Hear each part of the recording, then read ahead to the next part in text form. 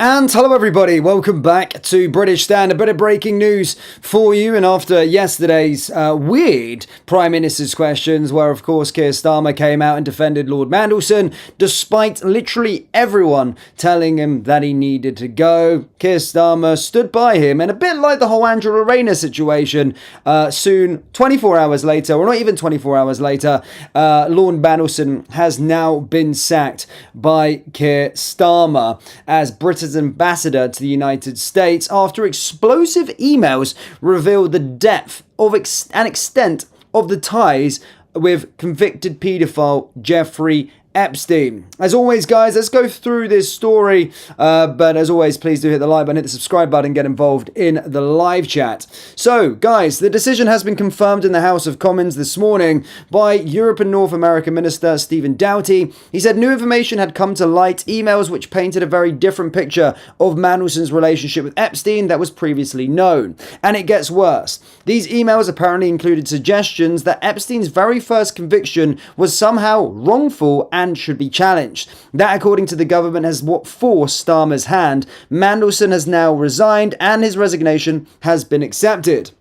Of course, yesterday in Prime Minister's questions, we've seen the Conservatives, Kemi Badenoch, Liberal Democrats, all come out and pile in on accusing Starmer of appointing someone cozy with Epstein's circle, which is clear to see. Of course, this just makes me think there's so many wrong-uns in the Labour Party. There's so many wrong-uns that have been attached or have done stuff with regard inside the Labour Party. And as stated, the Conservatives pounced on this immediately yesterday as shadow from bench and Neil O'Brien, who forced yesterday's urgent question, demanded to know what did the Prime Minister know, and did the US Department warn them? Did Sue Gray, the Prime Minister's Chief of Staff, flag any concerns? Were staff from Mandelson's own firm, Global Counsel, even using Washington Embassy since his appointment?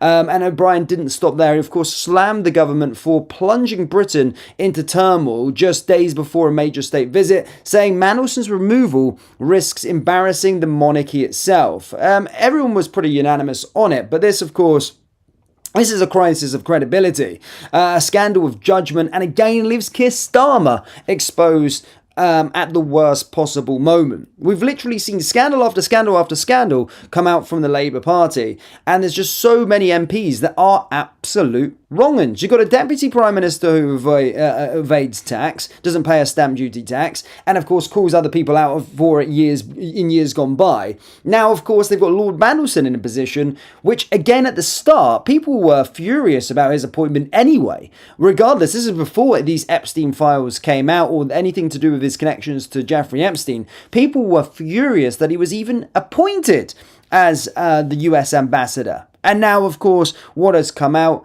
is that Keir Starmer, again, is employing people that this is sick and disgusting. This is someone that is close to Jeffrey Epstein. Some of the footage, the emails that we've seen from Jeffrey Epstein with regard to Lord Mandelson is dark and twisted. And Keir Starmer knew this and still appoints him in these sorts of positions. And in fact, even worse, came out and actually stood by him yesterday in Prime Minister's questions. This guy doesn't even know what he's standing up for. He doesn't even know what he's talking about when he's standing up for these disgraced politicians that are currently in his ranks in Labour. First, the Deputy Prime Minister. Then, of course, now Lord Mandelson. There's been other ones. Ricky Jones as a councillor. There's been a nonce in the Labour Party. There's been loads of other Labour politicians that, of course, have been in the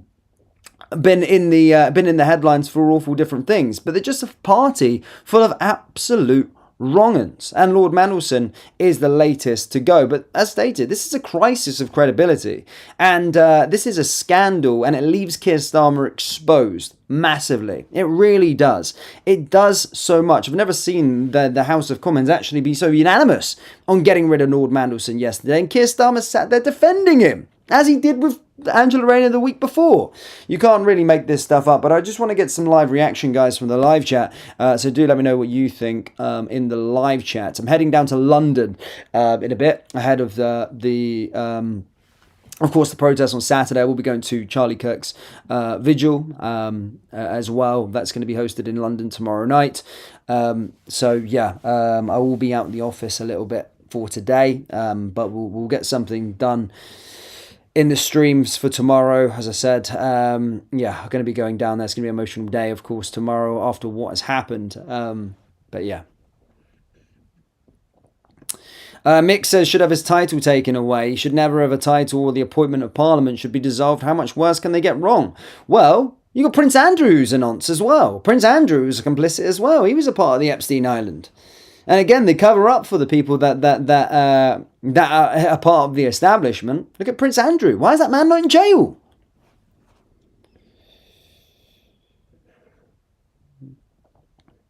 Strange how he allows those doing wrong to resign rather than sack them or even hand a file to CPS for justice to be done. Just yesterday, he said he had personally reviewed Mandelson's conduct. Bullshit. He just lies. Keir Starmer just lies. Constantly lies about every single situation. Yes, you said that. Rightfully so. He did say he came out there and reviewed it personally and stood up for him, saying that he was doing a good job. Scandalous. Absolutely scandalous. After the BBC cover-up, do you expect the government to do anything about it? No, I've lost faith in the government anyway. James Terrett says, Starmer should go as well. It's only right. 2 down. I suspect there'll be many more to come. Yep, there is. Yeah. Well, when you've got the Prince Andrew that's complicit in all of this sorts of stuff as well, coming on doing absolutely shocking interviews and getting away with it himself, you just know that they're all protected with inside the establishment, which just makes things all but worse. Mary says, everything this man seems to go belly up. Exactly. He's going next. Like, how can this guy he's got a history of defending absolute wrong'uns, Keir Starmer. He does. Jimmy Savile is one of them. He has a history of literally backing absolute dirty wrong'uns. And now again here with Lord Mandelson. I suspect there's going to be even more disgraced information coming out with regard to Lord Mandelson itself in due course. We'll have to see. But this is the sort of people that reside in this left-wing Labour Party. And I'm done with the left now. I was done with them for a long time. But after yesterday and after this week at the start of September, with regard to Irina Zarutska and, of course, Charlie Kirk, it's war. It really is. I'm sick of this left-wing disease. I'm sick of it. I'm really, really sick of it. And I just want all of these parties ousted and out of government.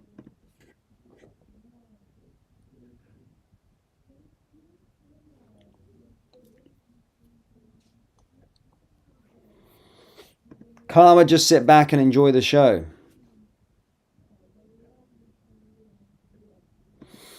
Problem is, if Starling goes, who are we going to get? Lammy, dear God, no. Yeah, I mean, look, there'd have to be. I mean, this surely would have to dissolve Parliament. If then Keir Starmer then got sacked as well, Lord Mandelson, and everything's disgraced, then you have a party that no one voted for. So surely they would then have to call an election.